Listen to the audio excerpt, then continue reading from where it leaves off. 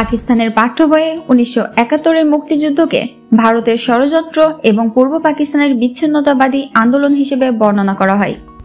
বাংলাদেশের স্বাধীনতার কারণ এবং ঘটনাগুলোকে অনেকাংশে বিকৃত করে দেখানো হয়। পাঠ্য বইয়ে বলা হয় এটি ছিল পাকিস্তানের অভ্যন্তরীণ সমস্যা, যেখানে ভারতের হস্তক্ষেপ ছিল মূল কারণ। পাকিস্তানের পাঠ্য বইয়ে মুক্তিযোদ্ধাদের আন্দোলনকে বিদ্রোহী গোষ্ঠী হিসেবে চিহ্নিত করা হয়। তবে 1971 সালে পাকিস্তানি সেনাবাহিনীর নির্যাতন, গণহত্যা এবং বাঙালিদের উপর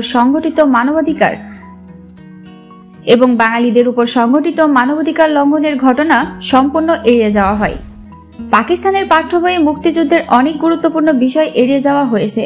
1971 সালে 30 লাখ মানুষের প্রাণ হারানোর কথা সেখানে উল্লেখ নেই, বরং বলা হয় এটি একটি রাজনৈতিক ভুল বোঝাবুঝি যা ভারতের কারণে ঘটেছিল। গণহত্যা, নির্যাতন এবং পাকিস্তানি সেনাবাহিনীর ভূমিকার প্রসঙ্গ পুরোপুরি উপেক্ষিত।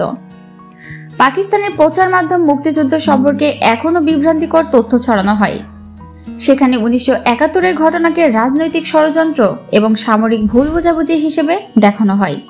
পাকিস্তানের অনেক তরুণ এখনও মুক্তিযুদ্ধের আসল তথ্য জানে না। তবে পাকিস্তানের তরুণ প্রজন্মের একটি বড় অংশ ইতিহাসের প্রকৃত সত্য জানতে আগ্রহী।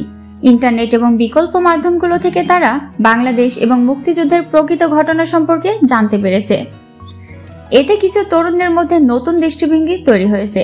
পাকিস্তানের পাঠ্য বইয়ে দেখা যায় শেখ মুজিবুর রহমানের নাম উল্লেখ করা হলেও তাকে নেতিবাচকভাবে উপস্থাপন করা হয়েছে। বলা হয় তিনি পাকিস্তানকে বিভক্ত করার জন্য দায়ী, কিন্তু বাস্তবতা ছিল ভিন্ন। বাঙালির সাংস্কৃতিক, অর্থনৈতিক এবং রাজনৈতিক অধিকারের সংগ্রাম ছিল মুক্তিযুদ্ধের মূল ভিত্তি, যা পাঠ্য বইয়ে উপেক্ষিত। বাংলাদেশের জন্য মুক্তিযুদ্ধ একটি গৌরবময় অধ্যায়, কিন্তু পাকিস্তানে এটি এক ভিন্ন চিত্র।